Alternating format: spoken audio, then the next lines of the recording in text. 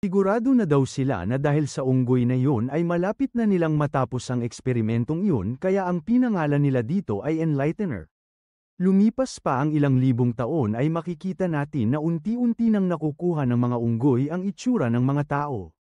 Dahil doon ay sanara na rin ng ating bida sa wakas ang kanyang mahiwagang orasan. Sinabi nito na simula ngayon, papatakbuhin na daw nila ng normal ang oras sa microscopic world. Ngumiti naman ito bigla at sinabi sa kanyang sarili na dahil doon ay mag-uumpisa na talaga ang kanyang mga plano. Sa isang gubat sa miniature world, makikita natin na meron ng maliliit na hayop doon na naglilibot para maghanap ng pagkain. Pero, dahil buo na talaga ang ecosystem doon ay nakita natin na meron ng prey at meron na ding mga predator. Habang tumatagal ay patuloy lang sa pag-evolve ang microscopic world habang pinapanood sila ng tinatawag nilang mga mata sa itaas. Unti-unti na nilang nakikita na nagkakaisip na talaga ang mga ito dahil gumagawa na sila ng mga gamit at sandata. Pero, wala pa rin talaga silang laban pagdating sa harap ng mga totoong predators ng sinaunang panahon. Nung nakita ng malaking hayop ang lalaki ay hindi na ito nag-isip at mabilis na lang niya itong hinabol. Pero, makikita natin na isa lang pala itong patibong dahil dinaan niya ito sa isang maliit na pwesto. Pagkatapos noon ay agad itong sumigaw sa kanilang lengguwahe at mabilis namang lumabas doon ang kanyang mga kasama na nagtatago. Pero, hindi pa rin magaling ang mga ito sa hunting kaya kailangan pa nilang magsanay para mabuhay sila sa panahong iyon. Lumabas naman sa kanilang likod ang tinatawag nilang mata sa itaas at iyon ang tumutulong sa kanila para maisip nila na mas mataas sila sa mga hayop. Habang patuloy lang sila sa pagtaas dahil sa mga ito, patuloy lang din sa pagsulong ang kanilang kultura at sibilisasyon. Pagkatapos noon ay padami na ng padami ang mga tribo na nabubuo at unti-unti na rin silang natututong makipag-usap dahil sa mata sa itaas. Nung dumating na sila sa panahon na nagkaroon na ng agrikultura kagaya ng pagtatanim at pagsasaka ay inisip nila na galing ito sa mga drone kaya simula noon ay tinuring na nila ang mga ito na god. Habang nanunood si Lee at ang kanyang mga kasama sa laboratory ay sinabi nito na dahil umabot na sa panahong yun ang miniature world ay matatawag na nilang success ang Genesis Project. Dahil doon ay nagtatalo na rin at nagsisigaw sa tuwa ang mga scientist doon dahil ilang buwan din silang napuyat dahil doon. Sinabi naman ni Gaoming na hindi niya maipaliwanag ang pakiramdam ng makagawa ng isang mundo galing sa wala. Sumang-ayon naman sa kanya si Tang at sinabi na ang kanilang ginawa ay isang napakalaking milestone sa mundo ng siyensya. Dahil doon ay sinabi agad nito sa kanilang boss na habang maganda ang mga nangyayari ay kailangan lang nila itong ipagpatuloy. Tumahimik naman ang lahat nung sinabi sa kanila ni Mr. Lee na masyado daw maraming oras ang kinakailangan para pabilisin ang microscopic world. Hindi pa daw nila ito magagawa ulit agad dahil pinakita nito sa lahat ang kanyang status at nakasulat dito na mahigit 2,000 years na lang ang natitira nitong oras. Hindi naman makapaniwala doon si Tang at Gaoming kaya sinabi ng mga ito na hindi man lang nila inisip na napapagod din pala ang kanilang boss. Pero, sinabi naman sa kanila ng ating bida na meron naman siyang naiisip na plano. Pinaliwanag nito sa kanila na dahil marunong nang mag-isip ang mga tao sa kanilang miniature world ay pwede naman na siguro nilang turuan ang mga ito kung paano makipag-deal. Kaya, tinanong nito sa mga scientists kung pwede daw ba nilang itatak sa kanilang genes ang konsepto ng buy and sell ng oras. Tinanong naman sa kanya ni Tang kung ang ibig ba nitong sabihin ay ituro ito sa kanila at gawin itong parte na ng kanilang buhay nang hindi nila napapansin. Sinabi naman sa kanya ng ating bida na yun nga mismo ang kanyang sinasabi. Pag nangyari daw yun ay magiging supply na lang niya ng oras ang microscopic world at hindi man lang ito malalaman ng mga tao doon dahil ang akala nila ay normal lang ito. Bumalik naman na ang ating storya sa loob ng microscopic world at mapapansin natin na pinapakita doon ang tuyot na lupa at ang mga nakayukong tao. Bigla namang sumigaw doon ang kanilang leader at sinabi sa langit na masyado nang mainit at kailangan na nila ng tubig. Kinakausap pala nito ang kanilang god at sinabi na patawarin sana nito kung meron silang mga pagkakamali at pagkalooban sila ng malakas na ulan. Kasama daw nila doon ang kanilang sakripisyo para sa kanilang mga hinihingi at sana daw ay pakinggan sila nito. Tumingin naman ang leader sa bata at sinabi na katungkulan niya ang ibigay ang kanyang buhay sa kanilang God at dahil daw doon ay bibiyayaan ang kanilang tribo at ang buo niyang pamilya. Kaya, nilabas na nito ang kanyang patalim at sinabi na makita sana ito ng kanilang Diyos. Pero, bago pa nila magawa ang sakripisyo ay bigla na lang silang napatingin sa langit dahil meron silang narinig na malakas na tunog. Ang maingay na yun pala ay ang drone ng mga scientists at sinabi ng mga tao doon na dumating na din ang anghel ng kanilang gods. Makikita naman natin na meron dong camera kaya napapanood nila Lee ang lahat ng nangyayari sa baba. Sinabi nito na kinukuha lang nila ang mga oras ng mga sakripisyo na binibigay sa kanya at binabalik ito sa microscopic world kung gusto pa nilang mabuhay. Pero, sa dami daw nilang nakitang sakripisyo ay kakaiba ang batang yun dahil hindi man lang ito mukhang natatakot. Kaya, napangiti doon ang ating bida dahil meron itong naisip at sinabi na sa kanyang kasama na kuhanin na nila ito. Hindi naman na ito nagsayang pa ng oras kaya bigla na lang nitong nilabas ang kanyang kamay, kinuha ang bata, at umalis na rin doon. Makalipas lamang ang ilang sandali ay nagising na din ito dahil pinatulog kasi siya bago siya ilabas sa miniature world. Sumilip ito sa labas ng kanyang higaan at nung nakita niya ang kakaibang tanawin ay tinanong nito kung nasaan kaya siya. Nagulat naman ito nung bigla nitong narinig ang ating bida na nagsalita at sinabi sa bata na kakaiba talaga ito dahil hindi din ito nagulat sa kanyang mga nakita. Hindi nito alam kung paano lumulutang ang tao sa kanyang harapan kaya inisip agad nito na siya ang kanilang God. Dahil doon ay bigla na lang itong nagsalita ng mabilis pero hindi agad ito naintindihan ni Lee dahil gamit nito ang kanilang salita. Buti na lang ay meron itong suot sa kanyang tenga at dahil doon ay naiintindihan nito na sinasabi sa kanya ng bata na totoo pala talaga ang God at kung pwede daw ay iligtas nito ang kanyang tribo sa matinding tagtuyot at protektahan ito sa lahat ng sakit. Dahil natuwa talaga ang time merchant sa kanya ay inisip nito na tamang-tama ito para sa kanyang gusto. Kaya, sinabi nito sa bata na kung gusto talaga niyang protektahan ang kanyang tribo ay pwede niya itong gawin ng personal. Pinakita nito sa kanya ang isang kontrata at sinabi na pag pumayag siya sa gusto ng kanyang God ay siya ang magiging una niyang representative sa lower world. Pag pumayag daw siya dito ay magkakaroon siya ng kapangyarihan para pagawin ang lahat at pwede daw siyang magpakilala bilang isang sugo ng God. Inisip nito na hindi naman niya pwedeng tanggihan ang kanilang God kaya hindi na ito nagsalita at dinaikit na lang ang kanyang daliri sa kontrata. Pagkatapos noon ay binigay na ni Lee sa kanya ang kapangyarihan para kumuha ng oras at binigyan din niya ito na malakas na katawan.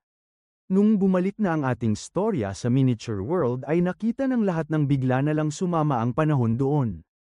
Kaya, inisip ng mga ito na hindi natuwa ang God sa kanilang binigay kaya kailangan pa nila ng mas maraming sakripisyo.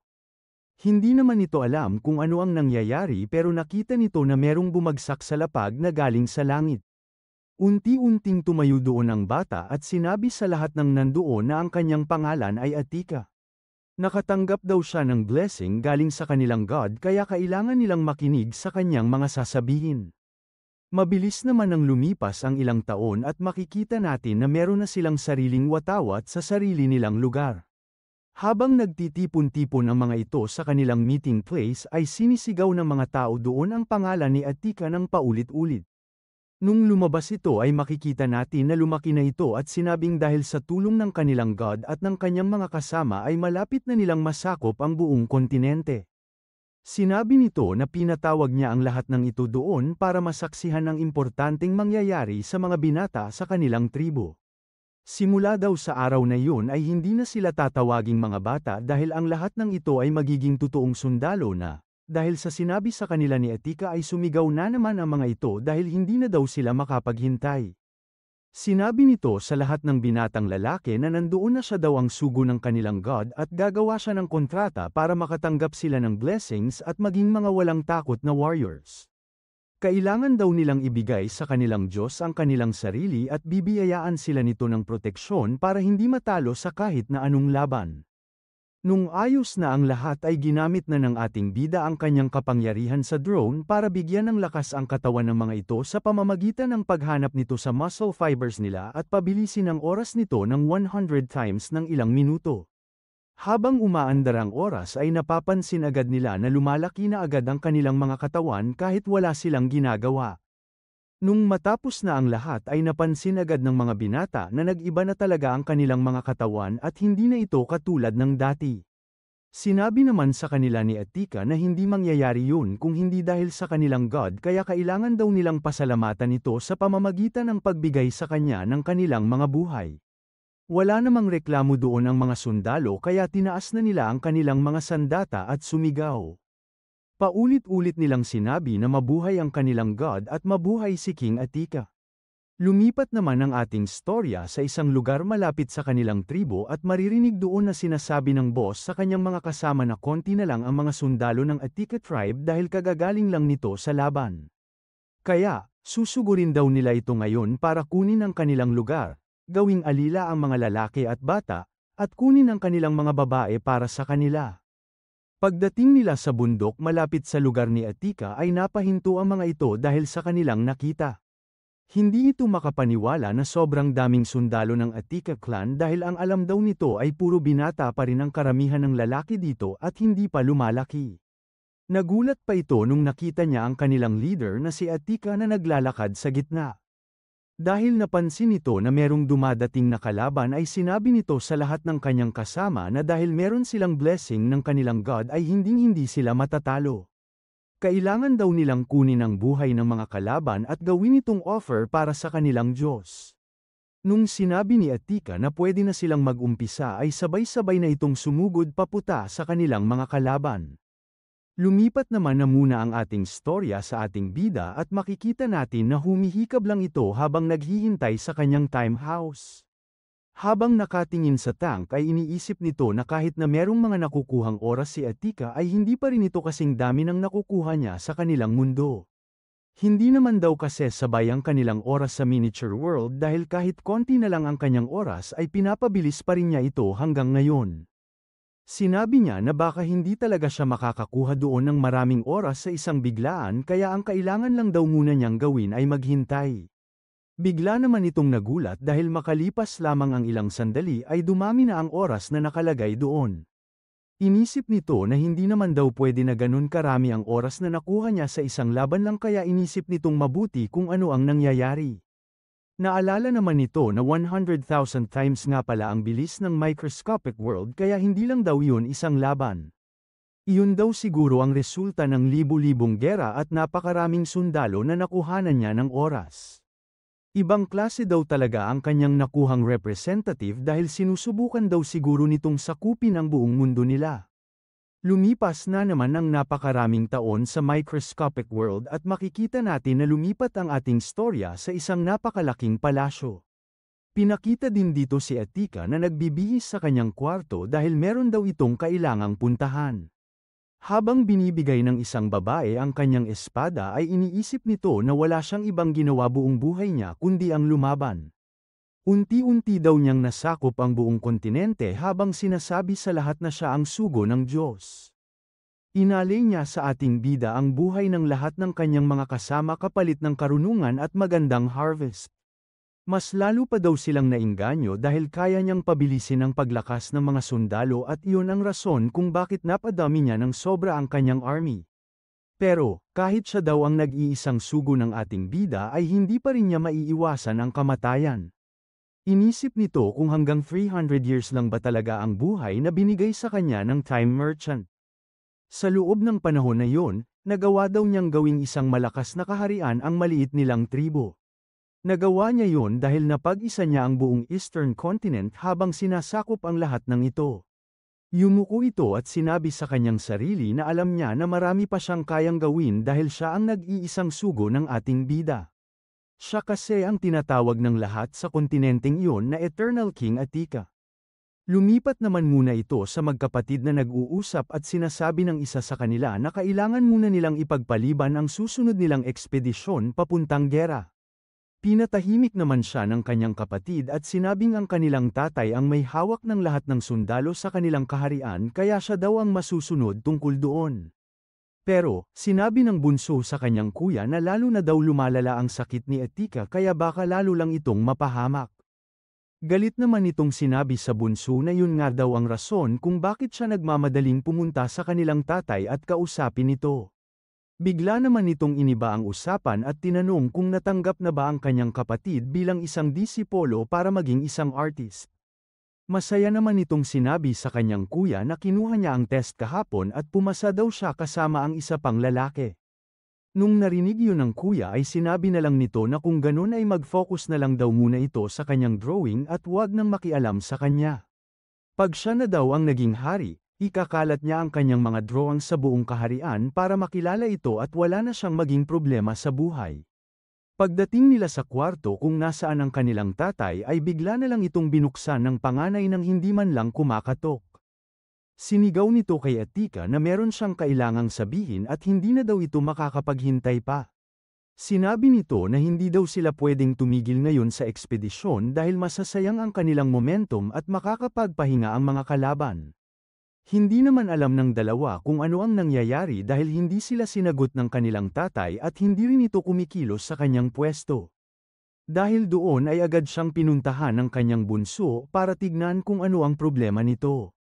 Nung nakita niya na hindi na ito gumagalaw at mukhang wala na itong buhay ay umiiyak itong tumingin sa kanyang kuya at tinanong kung ano ang kanilang gagawin.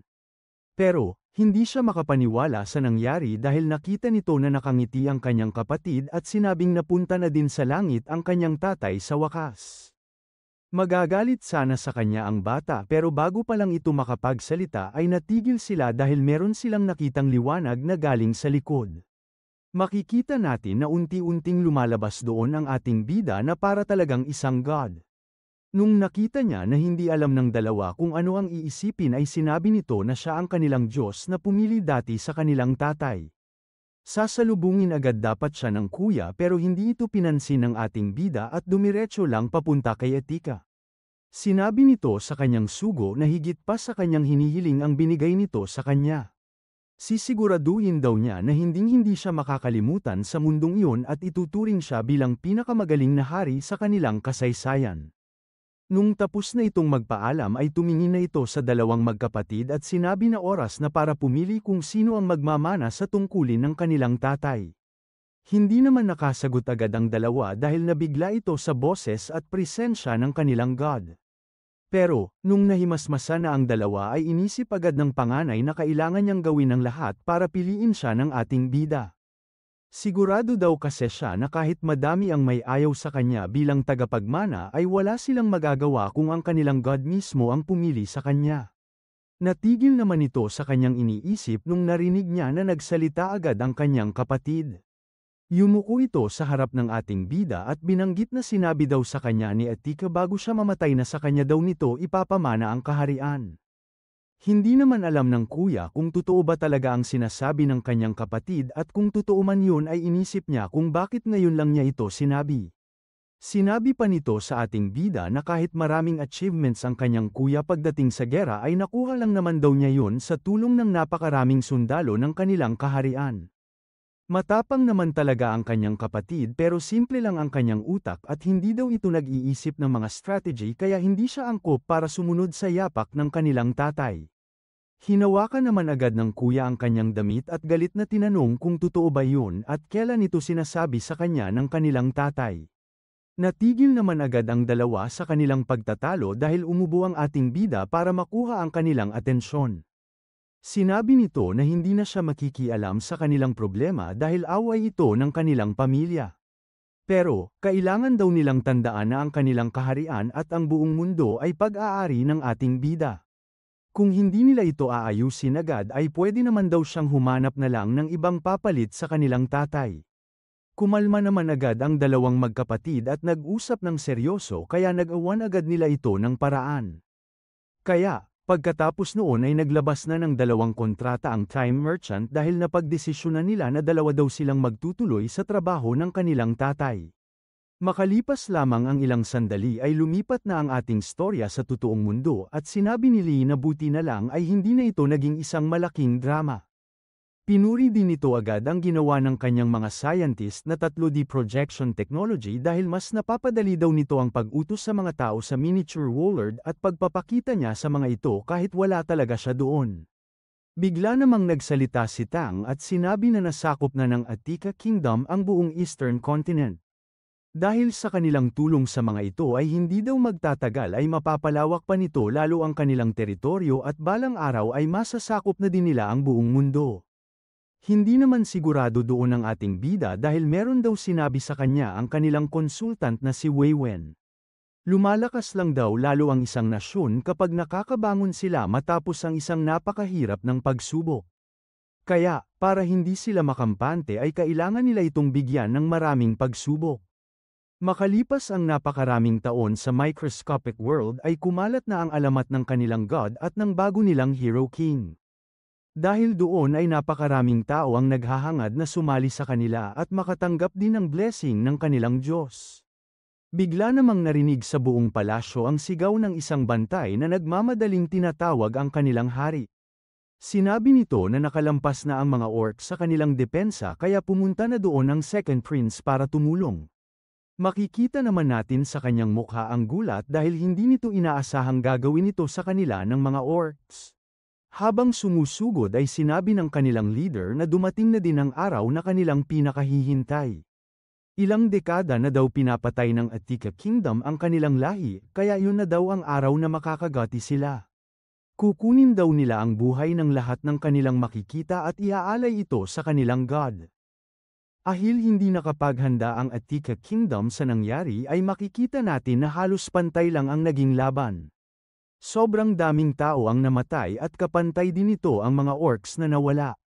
Ang makikita na lang na nakatayo sa battlefield ay ang pinuno ng mga orcs at ang hari ng Attica Kingdom. Nagulat ang hari nung bigla na lang naghagis ng malaking bato ang orc papunta sa kanya. Madali naman niya itong nasalag pero makikita natin na isa lamang pala itong distraction dahil sumugod agad ito papunta sa kanya. Dahil magaling din naman talaga ang hari sa pakikipaglaban ay hindi ito gumana sa kanya at madali lang niya itong naiwasan. Sinubukan agad nitong mag-counter-attack pero madali rin naman itong nasalag ng kalaban. Pero, dahil sa laki ng agwat ng kanilang sukat may dihamak na mas mabilis sa orc ang hari at matagumpay nitong tinamaan ang mukha ng kalaban. Pagkatapos noon ay agad itong tumakbo ng mabilis paikot-ikot para gamitin ang kanyang advantage sa laban. Nung napunta ito sa blind spot ng orc ay mabilis itong tumalon papunta sa kanya para tapusin na ang laban. Pero, makikita natin na hindi rin naman basta-basta ang kalaban kaya madali lang niya itong nasalag at napatalsik nito ang espada ng hari. Habang nangyayari yun ay sinasabi daw ng iba na ang lahat ng sibilisasyon sa history ay nabubuo sa hindi natatapos na pagtatalo. At sa microscopic world, ang pinakahinahangad ng lahat ay ang makuha ang blessing ng kanilang god at ang alam lang nilang paraan para magawa iyon ay manalo sa laban. Sinabi nito na ang mga natatalo naman sa gera ay kusang binibigay ang natitira nilang buhay sa kanilang god dahil iniisip ng mga ito ay maliligtas sila pag ginawa nila iyon. Kahit saang parte daw ng kanilang mga buhay ay nagkakaroon ng pagkakataon na binibigay ng mga tao ang kanilang buhay para isa iba't ibang rason. Simula daw nang nabuo ang miniature world na yun ay ganun na ang tumatakbo sa utak ng mga nakatira doon kaya parte na talaga ito ng kanilang mga buhay. Kaya, ang naging resulta nito ay ang tuluyang paglago ng populasyon doon at ang napakaraming lifespan ng ating bida dahil dito.